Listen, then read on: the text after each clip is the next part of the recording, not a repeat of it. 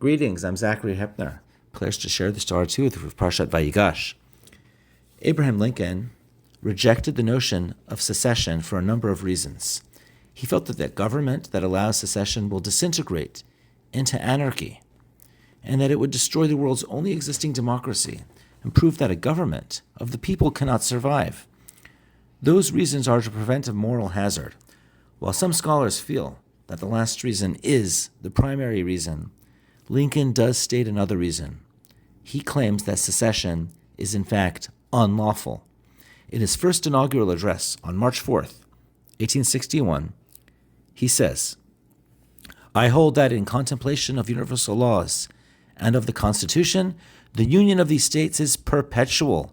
It follows that no state, upon its own mere motion, can lawfully get out of the union, etc. Therefore, consider that in view of the Constitution and the laws, the union is unbroken." Continuation, in legal contemplation, the union is perpetual. Confirmed by the history of the union itself, the union is much older than the Constitution. It was formed by, in fact, the Articles of Association in 1774. It was matured and continued by the Declaration of Independence in 1776. It was further matured, and the faith of all 13 states expressly plighted and engaged that it should be perpetual by the Articles of Confederation in 1778. And finally, in 1787, one of the declared objects for ordaining and establishing the Constitution was to form a more perfect union. End quote.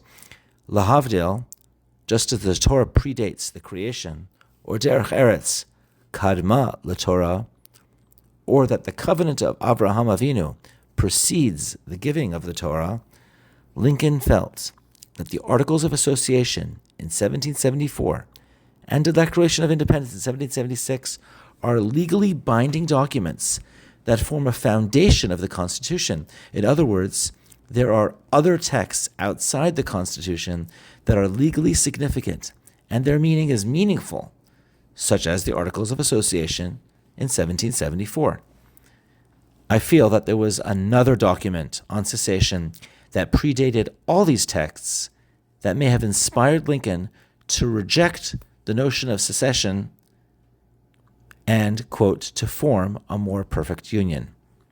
It's the Haftarah for Parashat Vayigash, Ezekiel 37.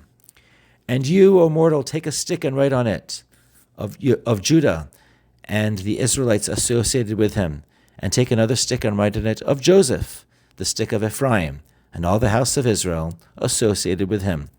Bring them close to each other, so that they become one stick, joined together in your hand. V'hayu le'achadim be'adecha.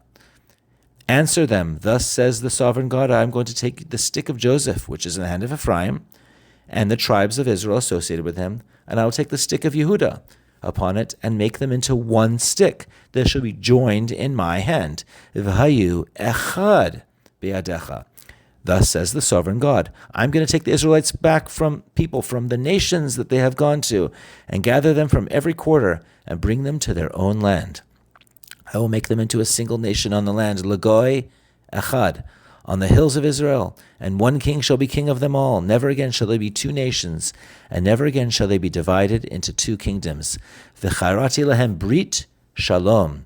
Brit olam yeh lehem ma'ot, u'natatim v'herbeiti otam, v'natati et mikdashi b'tocham le'olam. I will make a covenant of shalom with them. It shall be an everlasting covenant with them. I will establish them and multiply them, and I will place my sanctuary among them forever.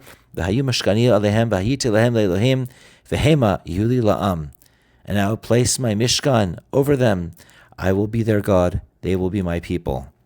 Upon close reading with the text, the prophet takes two sticks and grafts them together.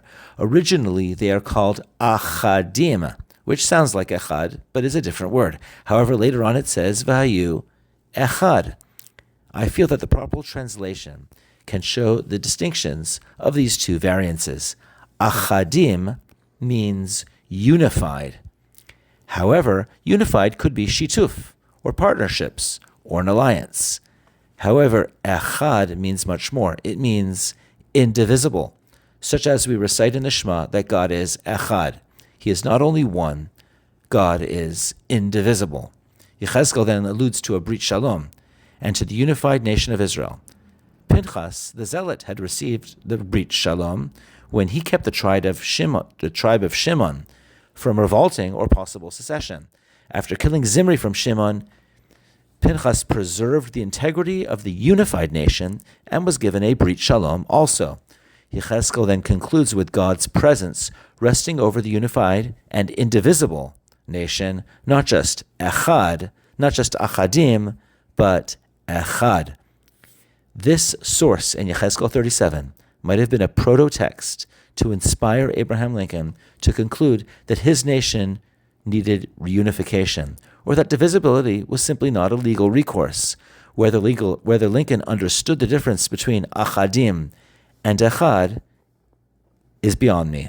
I am unsure to exactly why secession of the Israelites is an impossible notion, but we don't say Am Yisrael achadim, we say Am Yisrael chad, which leads to the brit shalom, the covenant of peace, and then the divine presence, which leads us to the final verse in this pericope.